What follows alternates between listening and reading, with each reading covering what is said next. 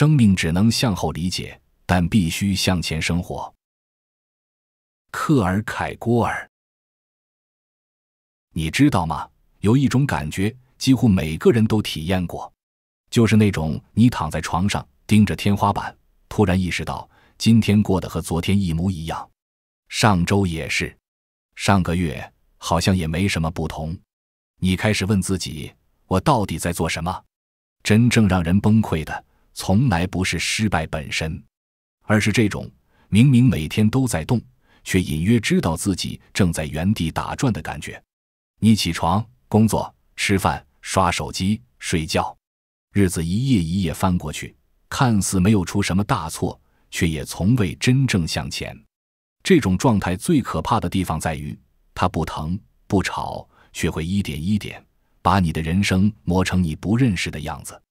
不是说生活有多糟糕，也许工作还行，也许关系还算稳定，也许一切都在正常运转，但就是有一种说不清的感觉，像是被困在一个透明的笼子里。你看得见外面的世界，却不知道门在哪里。更可怕的是什么？是你隐隐约约知道，如果就这样下去，5年后、10年后，你会变成什么样子。你甚至能看见那个人的轮廓，疲惫、麻木，充满遗憾。但即便看得见，你还是不知道该怎么办。我想说的是，这种停滞感不是你的错，但它是你的责任。因为这个世界从来不会主动给你答案，它只会给你一条默认的轨道：上学、工作、结婚、生子、退休、死亡。大多数人就这样顺着轨道滑下去，从来没有真正停下来问过自己，这是我想要的吗？荣格说过一句话，我觉得特别残酷，也特别真实。他说，你的人生不会被你意识到的东西所引导，而是被你潜意识里拒绝面对的东西所控制。换句话说，如果你不主动选择，你的人生就会被默认设置所决定，而那个默认设置通常不美好。所以今天我想和你分享的，不是那种你可以的、相信自己之类的鸡汤。我想和你说的是一些更深层的东西，一些可能会让你不舒服，但确实有效的策略。这不是温和的建议，这是一份逃生指南。让我先问你2个问题。第一个问题是，你真正不想要什么？注意，我问的不是你想要什么，而是你不想要什么。这2个问题听起来很像，但其实完全不同。因为想要什么这个问题太抽象了。你可能会说，我想要成功，我想要自由，我想要幸福。但这些词到底意味着什么，你自己都说不清楚。可是不想要什么就具体的多了。你不想要那种每天早上醒来就感到恐惧的生活，你不想要那种为了钱去做自己厌恶的工作，你不想要那种到了40岁还在为账单发愁的未来，你不想要那种连自己都瞧不起自己的状态。你看，这些东西你能清晰地感受到，而且这种感受里藏着一种非常强大的能量。第2个问题是，如果你继续这样下去，最终会走向何方？这个问题更残酷，因为它要求你诚实地面对一个事实，你现在的生活方式就是你未来的预告片。如果你每天晚上都在刷手机到凌晨，如果你每个周末都在虚度，如果你每次想做点什么都找借口放弃，那么5年后的你会是什么样子？你敢想吗？大多数人不敢，因为太痛苦了。但这种痛苦恰恰是你改变的起点。我记得有一次我在健身房跑步，那天特别累，真的很想停下来。但就在那一刻，我突然想象了一个画面，如果我放弃健身，10年后的我会是什么样子？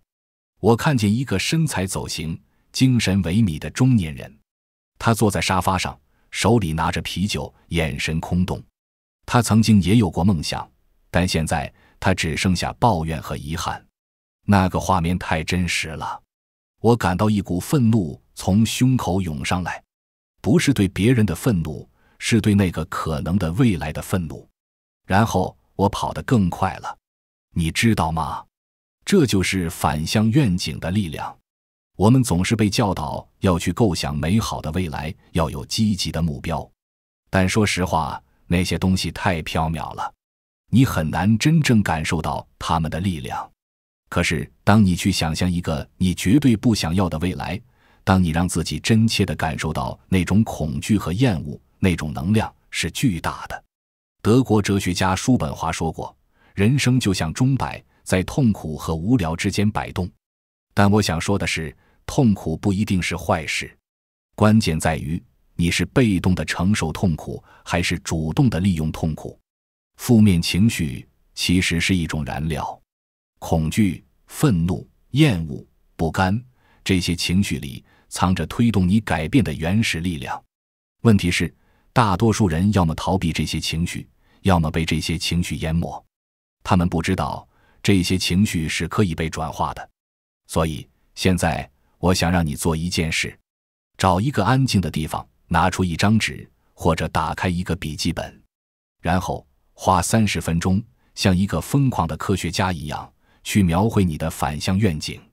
写下所有你不想要的生活细节，你不想要什么样的身体，你不想要什么样的工作，你不想要什么样的关系，你不想要每天早上醒来时的什么感觉。越具体越好，越残酷越好，让自己真正感受到那种不适感，那种我绝对不要过那样的生活的强烈情绪。不要害怕这种感觉，因为这种不适、这种愤怒、这种恐惧，他们不是你的敌人，他们是你的起点。我想起加缪在西西弗神话里说过的一句话，真正严肃的哲学问题只有一个，那就是自杀。听起来很绝望，对吧？但他接下来说，判断人生值不值得活，就是在回答哲学的根本问题。换句话说，只有当你真正面对过那个最黑暗的可能性，你才能找到活下去的真正理由。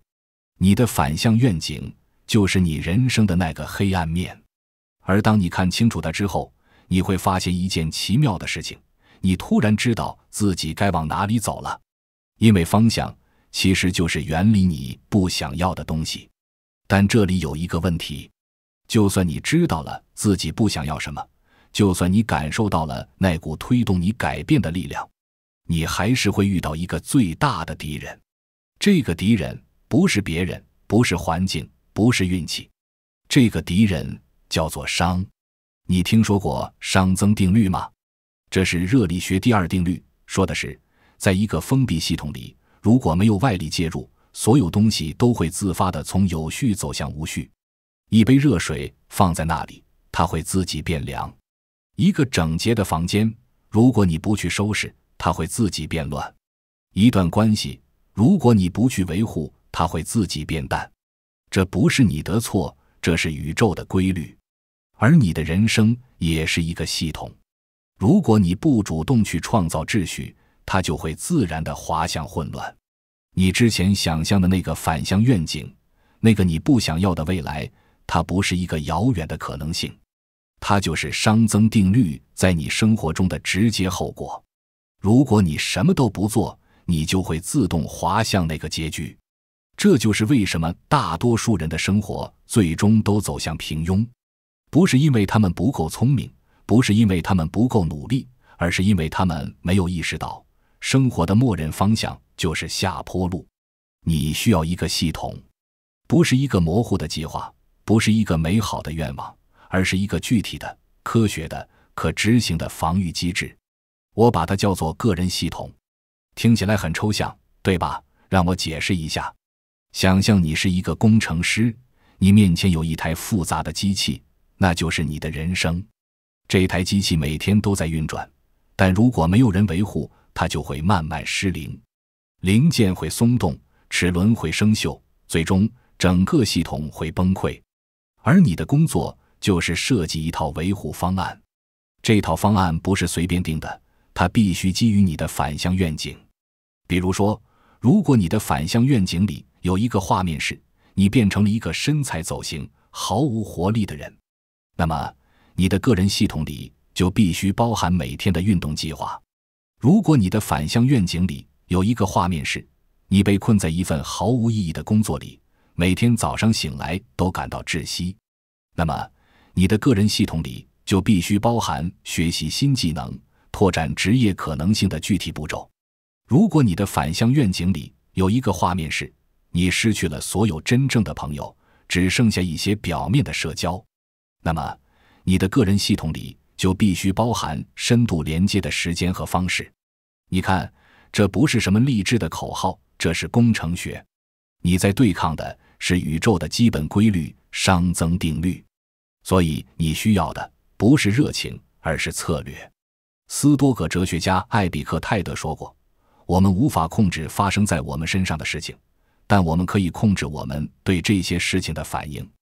而个人系统就是你对生活的主动反应，它不是让你变得完美，而是让你不会失控。让我给你一个具体的例子。我认识一个朋友，他曾经是个彻底的夜猫子，每天晚上刷手机到2、3点，早上起不来，白天浑浑噩噩。他也知道这样不好，也试过改变，但每次都坚持不了几天。后来他做了一件事，他把自己的反向愿景写下来。一个40岁的男人，因为长期熬夜导致身体垮掉，失去了工作，失去了家庭，一个人住在出租屋里，靠外卖和酒精度日。这个画面让他感到恐惧。然后他设计了一个极其简单的系统，晚上10点，手机必须放在客厅充电，卧室里不允许有任何电子设备。就这么一个规则。一开始他觉得难受得要死，躺在床上手痒得不行，想着要不然就今天破例一次。但每次这个念头冒出来，他就想起那个画面，那个他不想成为的自己。慢慢的，他适应了。再后来，他发现自己睡眠质量变好了，白天精力更充沛了，整个人的状态都不一样了。这就是系统的力量。它不依赖意志力，不依赖心情，它只是一个简单的、可重复的规则。而这个规则是基于他对熵的清醒认识。如果他不主动设置障碍，他就会自然地滑向那个他不想要的未来。你的个人系统不需要很复杂，事实上越简单越好，但它必须满足几个条件。第一，它必须是具体的，不是我要变得更好，而是每天早上7点起床做30分钟运动。第二，它必须是可执行的，不要给自己定那种需要超人意志力才能完成的目标。第三，它必须是可持续的，这不是一个短期冲刺，这是一个终身的项目。第四，也是最重要的，它必须直接对抗你的反向愿景。每一个规则，每一个习惯，都应该是一道防线。把它想象成这样，你的反向愿景是一股不断试图把你拉下去的重力，而你的个人系统就是你对抗这股重力的结构。物理学家告诉我们，要让一个物体保持在高处，你需要持续的输入能量，一旦停止，它就会掉下来。人生也是如此。但这里出现了一个新的问题，你设计了系统，你知道自己该做什么，可是为什么还是做不到？为什么你明明知道应该早睡，却还是刷手机到深夜？为什么你明明知道应该运动，却还是躺在沙发上？为什么你明明知道应该学习，却还是打开了游戏？答案很简单，因为你的能量正在被偷走。让我问你一个问题，你每天醒来之后，第一件事是什么？刷手机、看新闻、查看社交媒体。每一次你这么做，你就在泄露能量。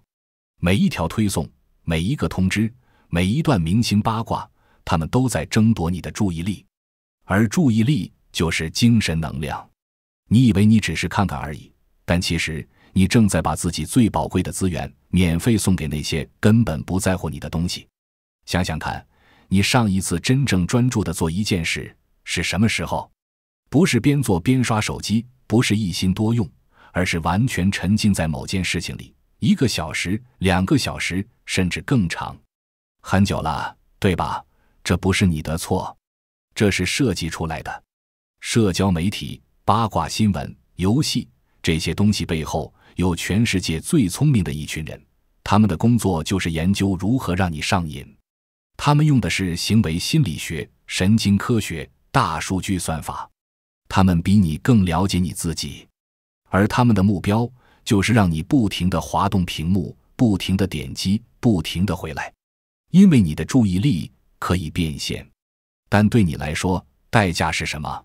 代价是你失去了塑造自己生活的能力。你的系统需要燃料才能运转，而燃料就是你的精神能量。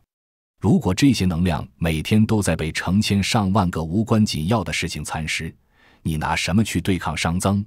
所以你需要消失。这不是字面意思上的消失，这是一个比喻，意指一次精神能量的大扫除。你需要堵住所有的泄漏点。村上春树在《当我谈跑步时，我谈些什么》里说过，痛苦是无法避免的，但是否苦难则是你的选择。他说的是跑步，但这句话适用于整个人生。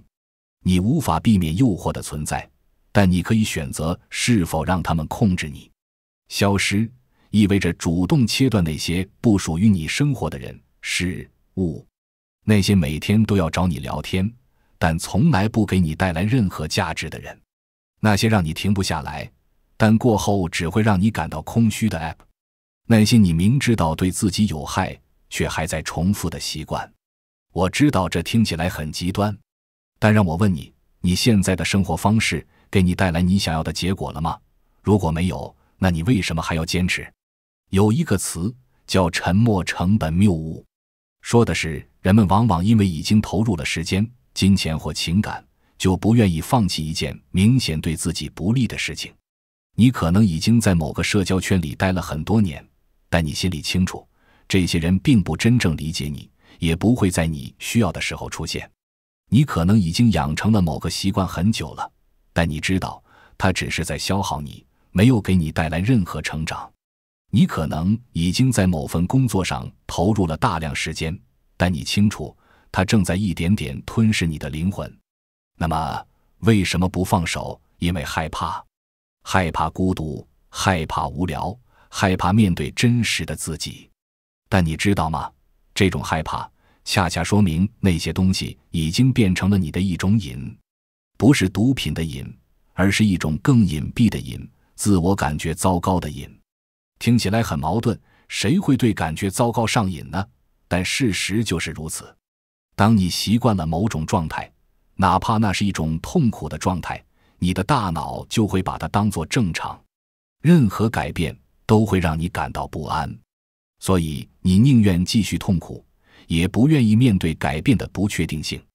心理学家荣格把这种现象叫做阴影。他说，直到你把潜意识意识化，它会一直指引你的人生，而你会把它称之为命运。换句话说，你以为你在做选择，但其实你只是在重复那些让你舒适的模式，即使它们正在毁掉你。消失就是打破这个循环，它不是逃避，恰恰相反，它是一种极其主动的行为。你在说，我知道这些东西对我来说很容易，很熟悉，但它们不会带我去我想去的地方，所以我选择放手。让我再给你一个具体的例子。我曾经花很多时间在社交媒体上，不是说我喜欢，而是一种惯性。每次吃饭、坐车，甚至上厕所，我都会拿出手机刷一刷。我告诉自己，这是放松，这是了解世界。但实际上，每次刷完，我都感到更焦虑、更空虚。后来有一天，我做了一个实验，我把所有社交媒体 App 都卸载了，坚持1个月不装回来。刚开始的几天真的很难受，我不知道该做什么，手会不自觉地摸向口袋，然后发现手机里没有那些 App 了。但1周之后，我发现了一件神奇的事情，我的大脑变清晰了，那种持续的低强度的焦虑感消失了。我开始有完整的时间去思考，去阅读，去做那些我一直说没时间做的事情。更重要的是，我意识到原来我有这么多精神能量，只是之前都被浪费掉了。这就是消失的力量。当你堵住泄漏点，你会发现原来你比自己想象的要强大得多。但我必须说实话，消失这件事不是一劳永逸的。它不是说你做一次大扫除，从此就高枕无忧了。因为那些诱惑，那些干扰，那些让你分心的东西，它们会以新的形式不断出现。这是一场持久战，你需要时刻保持警惕，问自己，这件事是在给我的系统输入能量，还是在偷走我的能量？而这种警惕会让你越来越清楚一件事，真正重要的东西其实很少。大多数人的问题不是他们做的太少，而是他们做的太多，太多无关紧要的事情。他们以为自己很忙，很充实，但其实只是在用忙碌来掩盖迷茫。哲学家海德格尔有一个概念叫沉沦，他说的不是道德意义上的堕落，而是一种存在状态。人被日常琐事淹没，失去了对自己生命的掌控，变成了一个只会随波逐流的存在。你每天忙着回复消息，忙着参加各种聚会，忙着追各种剧，忙着刷各种新闻，但你有没有停下来问过自己，这些事情真的重要吗？如果你明天就要死了，你还会在乎这些吗？我知道这个问题很极端，但正是这种极端能让你看清本质。生命是有限的，精力是有限的，时间是有限的，你不可能做所有事情，所以你必须选择，而消失就是在帮你做这个选择。他在说，我只把我的能量投入到那些真正能推动我前进的事情上，其他的我都不要。这听起来很孤独，对吧？是的，的确会有一段时间让你倍感孤独。但当你开始慢慢退出那些无意义的社交，当你不再追逐每天被推送给你的热闹话题，当你不再勉强自己对并不在乎的事情点头附和，你会发现世界突然安静了下来。这种安静不是坏事，它是一种清理后的空间，是一种终于为你自己腾出来的空间。在这片空间里，你第一次不用回应任何人，不用解释自己，也不用证明价值。你开始听见一种久违的声音，不是外界的评价，而是你内心真实的呼吸。日本作家村上春树曾写过，他每天清晨跑步，不为速度，不为成绩，只是为了在重复而孤独的节奏里，一点一点把自己从世界的噪音中剥离出来。正是在这种看似消失的时刻，他重新找回了专注、秩序以及那条只属于自己的写作之路。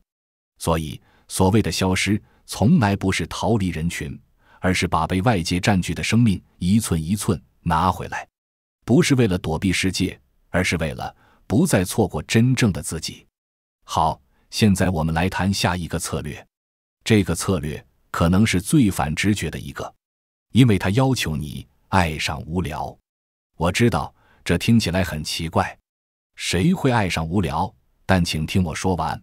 你想清楚了你的反向愿景，你设计了系统，你回收了能量，现在你需要把这些能量投入到具体的行动中。而这些行动从外表看起来可能非常非常无聊。每天早上起来跑步，无聊；每天晚上练习1小时某个技能，无聊；每周读几本书，做笔记，无聊。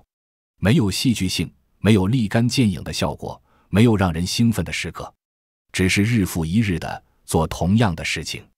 大多数人坚持不下来，就是因为这个。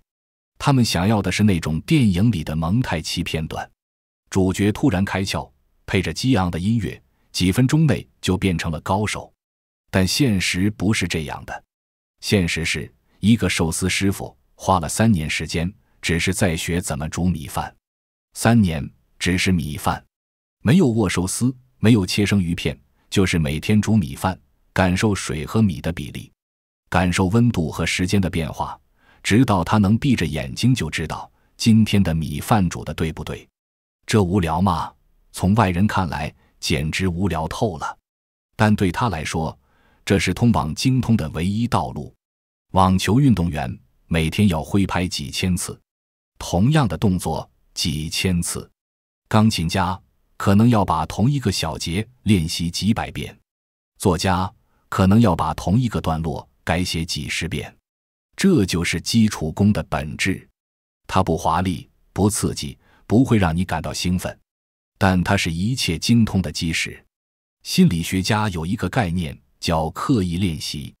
这个概念的提出者安德斯·艾利克森研究了几十年的各个领域的专家，发现了一个规律：那些在某个领域达到顶尖水平的人，并不是因为他们有什么特殊天赋，而是因为他们愿意并且能够长时间地进行枯燥的、重复的、有针对性的练习。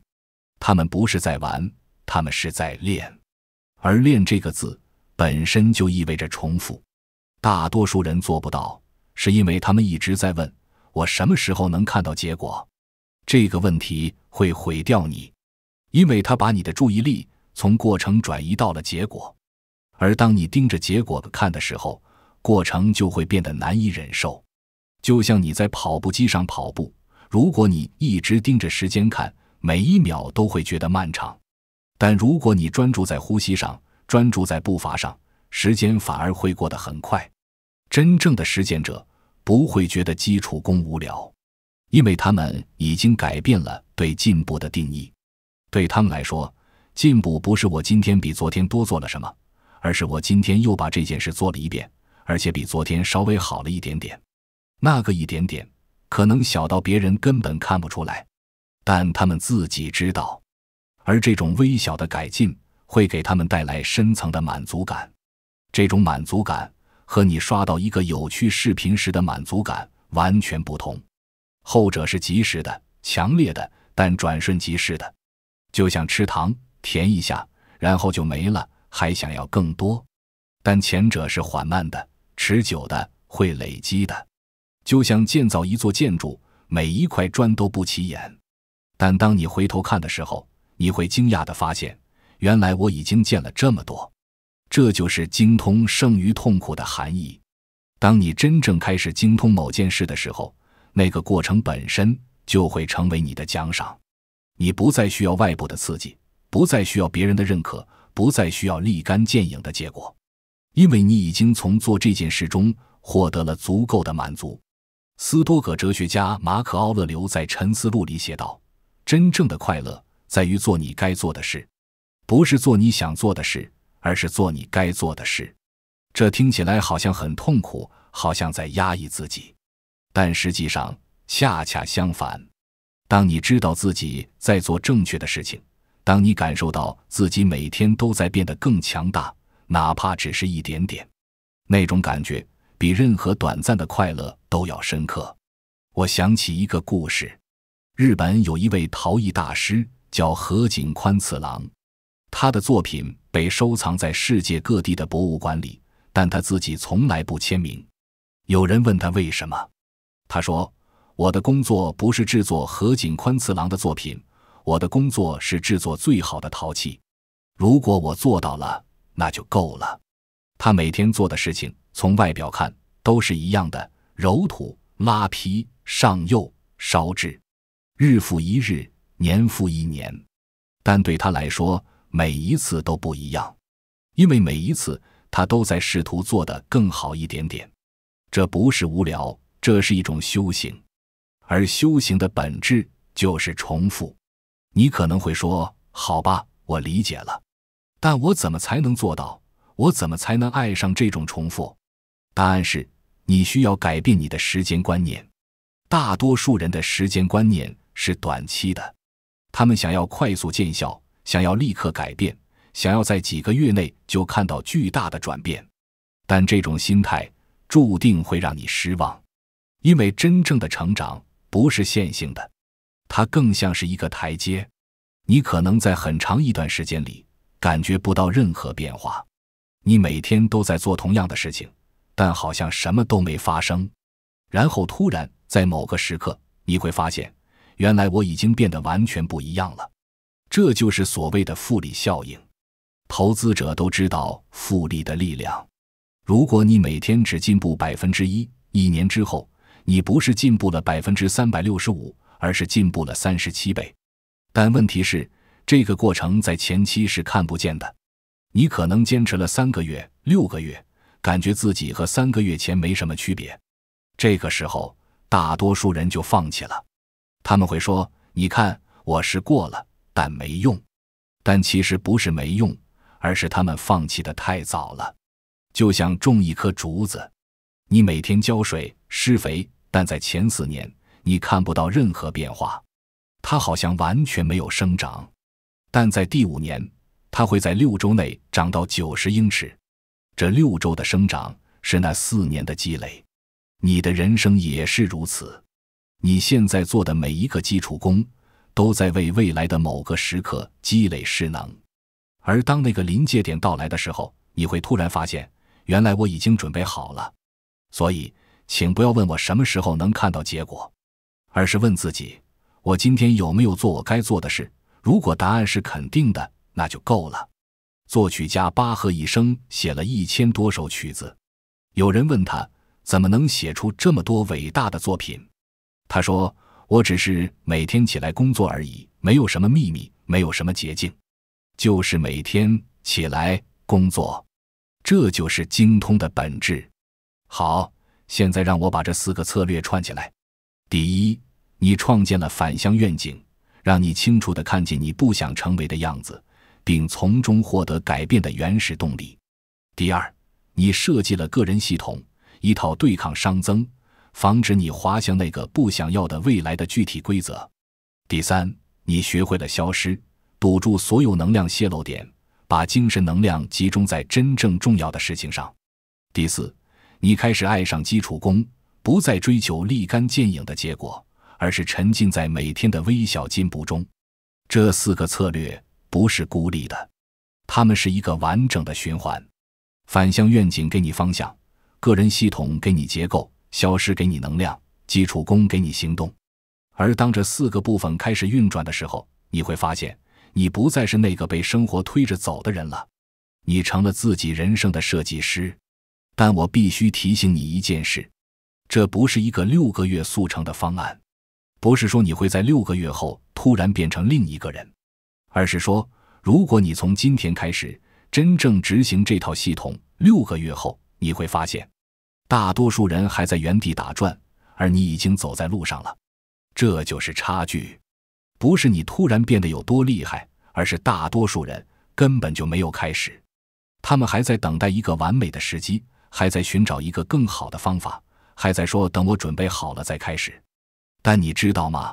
永远不会有完美的时机，永远不会有一个你觉得完全准备好了的时刻。行动本身就是准备的一部分。美国作家雷布拉德伯里说过一句话：你不必在一开始就很厉害，但你必须开始才能变得厉害。这句话听起来像废话，但它道出了一个深刻的真相。大多数人的问题不是他们不知道该做什么，而是他们不敢开始。因为开始意味着你要面对自己的笨拙，面对自己的不完美，面对那个我可能会失败的可能性。但如果你连开始都不敢，你怎么可能到达终点？我想再讲一个故事。有一个陶艺老师把学生分成2组，他对第一组说：你们的任务是做出一个完美的陶罐，我会根据质量给分。他对第2组说：你们的任务是尽可能多地做陶罐，我会根据数量给分。结果呢，学期结束的时候，第2组那个被要求做数量的组做出了质量最好的陶罐。为什么？因为第1组的学生整个学期都在苦思冥想什么是完美，但他们几乎没有动手。而第2组的学生从第1天就开始做，他们做了一个又一个，每一个都不完美，但每一个都让他们学到了新东西。到了学期末，他们已经做了几十个、上百个陶罐，而在这个过程中，他们自然而然地做出了最好的作品。这就是行动的力量。你不需要等到自己想清楚了再开始。事实上，很多东西只有在做的过程中，你才能想清楚。就像你不可能通过看游泳教程学会游泳，你必须跳进水里。是的，你会呛水，会很狼狈，会感觉自己很蠢，但这就是学习的样子。任何一个现在看起来很厉害的人，都曾经是一个笨拙的初学者。他们和你的区别，只是他们愿意承受那个笨拙的阶段，而你不愿意。心理学家卡罗尔·德维克提出过一个概念，叫成长型思维。他发现，那些能够持续进步的人和那些停滞不前的人，最大的区别在于，前者把失败看作学习的机会，后者把失败看作自己无能的证明。前者问的是，我从这次经历中学到了什么？后者问的是，这证明了我就是不行，对吧？你是哪一种？如果你发现自己总是在逃避挑战，总是在担心别人的评价，总是在证明自己不是那种人，那么你可能陷入了固定型思维。这种思维会让你的人生变得非常狭窄，因为你会只做那些你已经擅长的事情，只待在那些你感觉安全的地方，只和那些不会挑战你的人在一起。表面上看，你在保护自己，但实际上你在囚禁自己。而成长型思维是一种解放，它让你明白，我现在不会，不代表我永远不会。我今天失败了，不代表我明天还会失败。每一次尝试都是一次实验，而实验没有失败这个概念，只有数据。你试了一个方法，不行，好，这个数据告诉你这条路走不通，那就换一条路。托马斯·爱迪生在发明灯泡的时候试了上千种材料。有人问他，你失败了这么多次，不觉得沮丧吗？他说，我没有失败，我只是找到了1000种不行的方法。这就是一个实践者的心态，他不是在证明什么，他是在发现什么。而这种心态会让你的整个旅程变得轻松很多，因为你不再背负着我必须成功的压力，你只是在探索，这样做会怎么样，那样做会怎么样。失败不再是一个需要逃避的怪物，而是一个会给你反馈的老师。我知道，说起来容易，做起来难，特别是在这个时代。这个时代，到处都是成功人士的故事。社交媒体上，所有人都在展示自己最光鲜的一面，你看到的都是结果。没有人会拍下自己挣扎的过程，没有人会展示自己失败的时刻，没有人会告诉你，他们为了那个看起来轻松的成就，付出了多少不为人知的努力。这会给你一种错觉，别人都做得很好，只有我在挣扎。但事实是，每个人都在挣扎。真正的区别在于，有些人选择了继续，有些人选择了放弃，就这么简单。哲学家尼采说过，那些杀不死你的，会让你更强大。但我想补充一句，前提是你要从中学到东西。如果你只是被打倒，然后爬起来，又被打倒，又爬起来，但从来不反思、不调整、不学习，那你不是在变强，你只是在重复同样的错误。真正的成长需要反思，这就是为什么在你的个人系统里应该包含一个定期回顾的环节，可能是每周，可能是每月。坐下来问自己几个问题：这段时间我做了什么？哪些事情有效？哪些事情无效？我学到了什么？下一步我要调整什么？不需要很复杂，但需要诚实，因为你是在和自己对话，没有人会评判你。而这种对话会让你越来越清楚，我是谁，我在做什么，我要去哪里。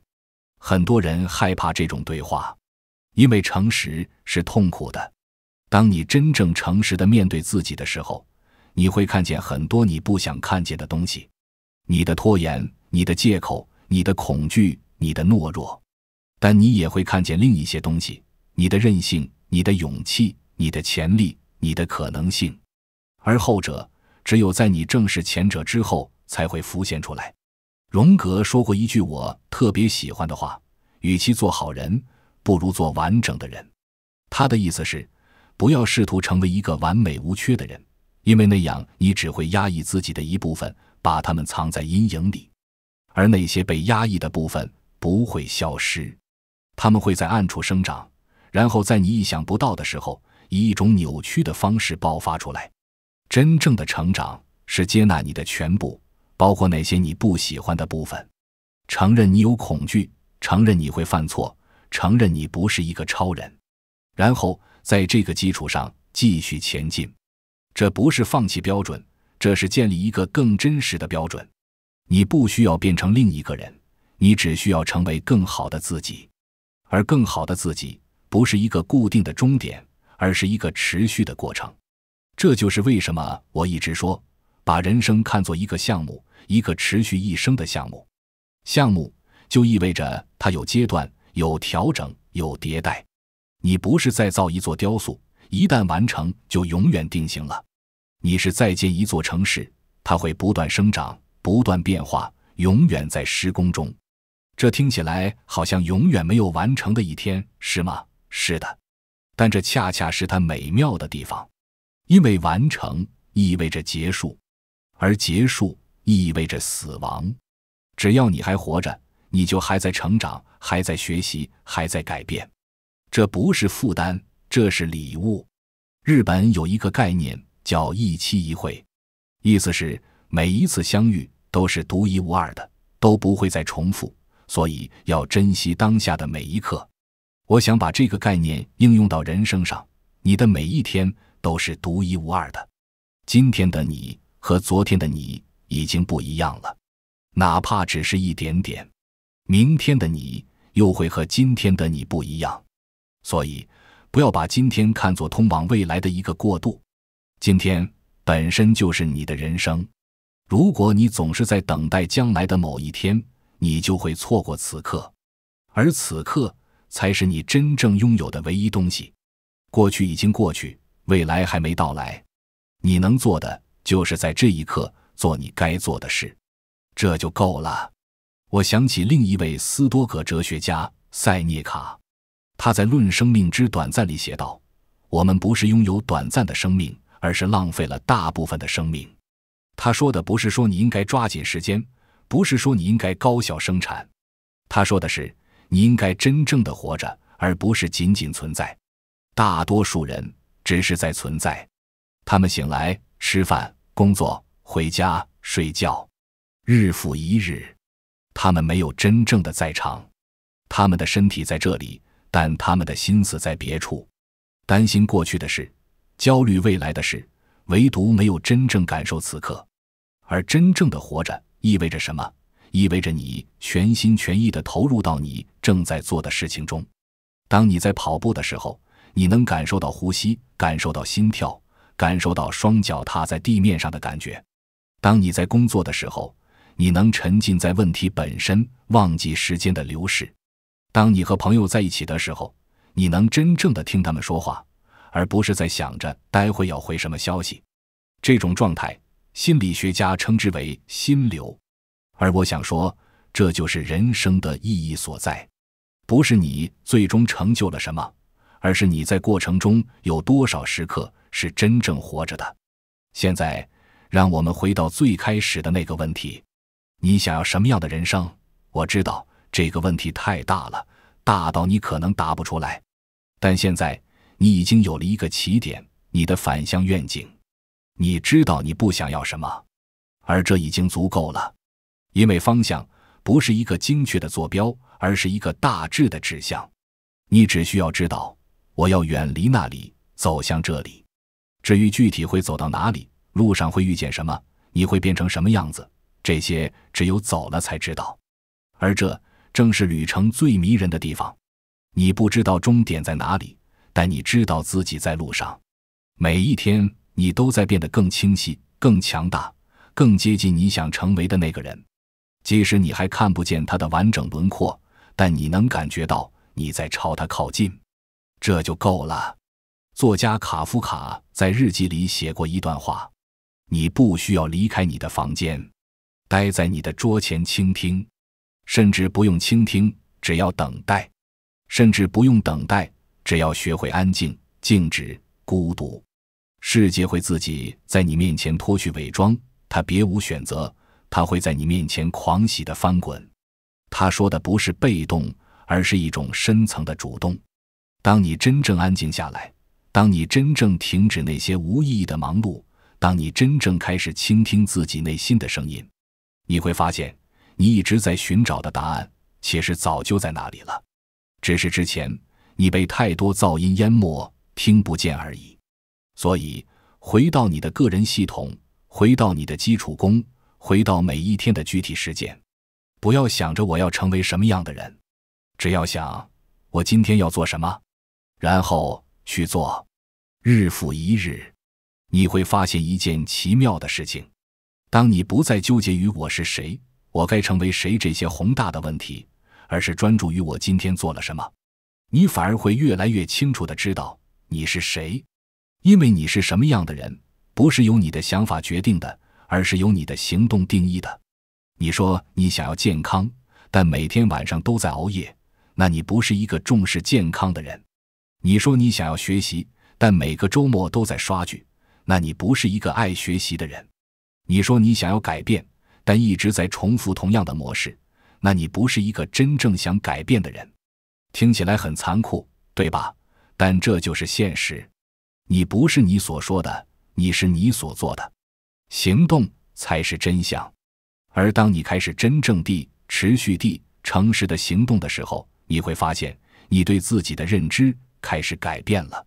你不再是那个想要做某事但总是做不到的人，你变成了那个说到做到的人。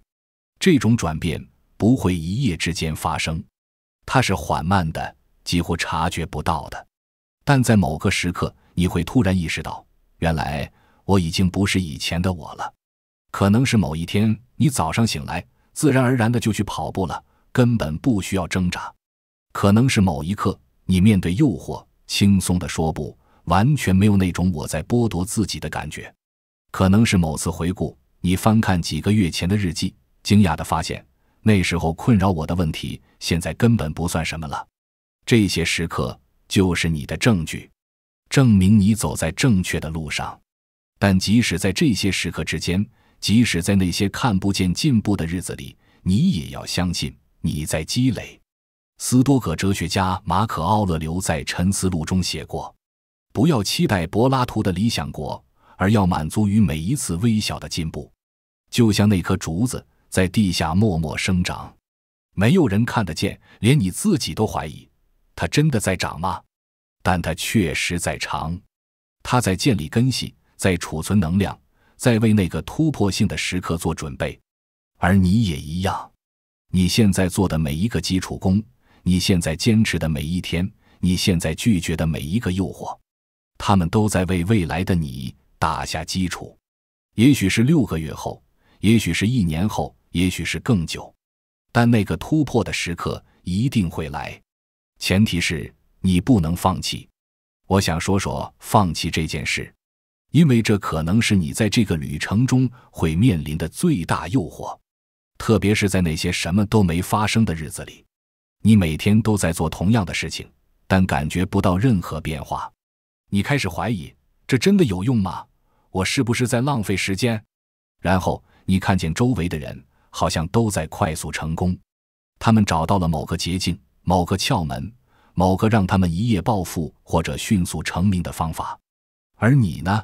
你还在这里傻傻地做着无聊的基础功。这个时候你会想，算了，我也去找个捷径吧。但请记住，真正的捷径就是没有捷径。那些看起来快速成功的人，你只看到了表面，你没看到他们为此付出的代价，你没看到他们背后的故事，你更没看到他们的成功能持续多久。因为建立在捷径上的东西，就像建在沙滩上的城堡，看起来很快，但也很快就会倒塌。而你在建的是建在岩石上的堡垒，慢但牢固。作家格拉德威尔在异类中提出了10000小时定律，说的是要在任何领域达到世界级水平，你需要大约10000小时的刻意练习。10000小时，如果每天练习3小时，大概需要10年。10年，这个数字可能会让你感到绝望，但让我换一个角度，10年后你总会到达某个地方，对吧？问题是，那个地方是你想去的，还是你被迫去的？如果你从今天开始，每天投入一点时间，在某个你真正在乎的领域，10年后你会成为这个领域的专家。但如果你什么都不做，只是随波逐流，10年后你会成为一个更老、更累、更后悔的版本。所以，这不是我要不要花10年的问题，而是我想用这10年换来什么的问题。时间无论如何都会流逝，你能做的就是决定，在这段时间里我要成为谁。而这个决定不是一次性做出的，它是你每一天、每一个小时、每一个当下不断重复的选择。我选择去跑步，而不是躺在床上；我选择去学习，而不是刷手机；我选择面对困难，而不是逃避。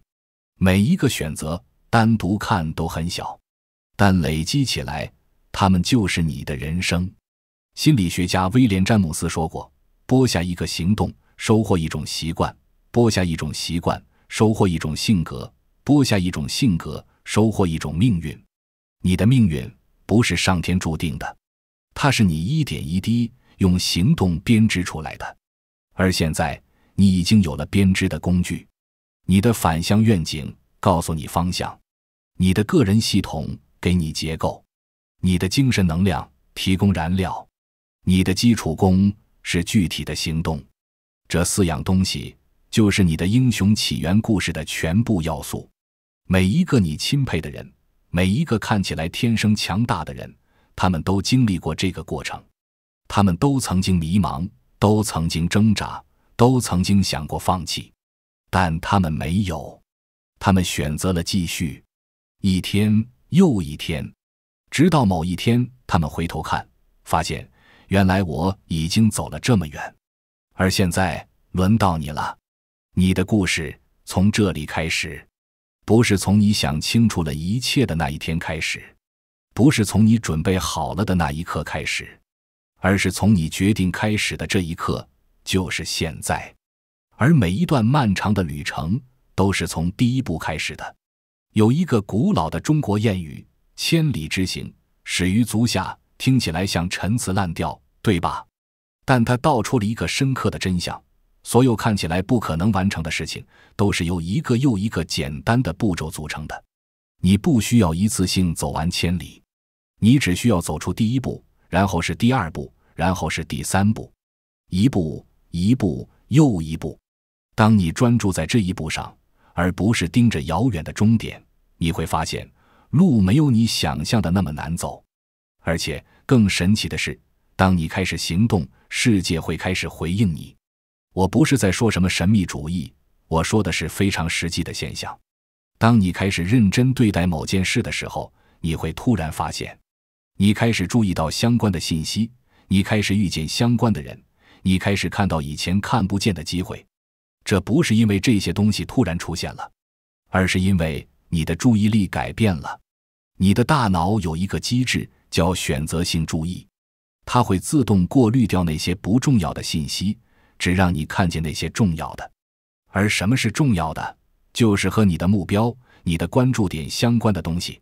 所以，当你真正开始关注某件事，当你真正投入到某个方向，整个世界好像都在帮你。这就是为什么人们说，当你真心想要某样东西时，整个宇宙都会联合起来帮你。这句话出自保罗·柯埃略的《牧羊少年奇幻之旅》，而这本书的核心讲的就是你必须先迈出第一步，然后路才会显现。你不能等到路完全显现了，再决定要不要走，因为路是在走的过程中显现的。这需要信念，不是对某个神灵的信念，而是对自己的信念。相信我值得更好的生活，相信我有能力改变，相信即使我现在看不到结果，我做的事情是有意义的。这种信念不是凭空产生的，它是通过行动一点一点建立起来的。你必须先看清你不想要什么，这改变了你的动机，然后设计系统来对抗熵增，这改变了你的结构，接着通过消失来回收能量，这改变了你的焦点，最后爱上基础功的重复，这改变了你的身份。这是一个由外而内又由内而外的循环。外部的危机感推动你建立内部的秩序，内部的秩序又让你能够持续地采取外部的行动，而这些行动最终改变了你是谁。你看，这不是一个线性的过程，它是一个螺旋，每一圈你都会回到相似的地方，反思、调整、行动，但每一圈你都在更高的层次上，你不是在原地打转，你是在螺旋上升，而这个螺旋没有终点，因为成长本身就是终点，不是成长到某个状态，而是持续的成长，这才是人生真正的意义。丹麦哲学家科尔凯郭尔说过，生命只能向后理解，但必须向前生活。你永远无法提前知道你现在做的事情将来会带来什么，你只能在做的过程中慢慢理解它的意义。当反向愿景提醒你不要后退，当系统为你提供稳定的路径，当消失帮你回收能量，当基础功成为你每天的默认动作，这4件事会慢慢交织在一起。它们不制造奇迹，但它们会改变轨迹，而这正是几乎所有英雄起源故事的真实版本。不是一声雷鸣，而是一连串看似微不足道却方向一致的选择。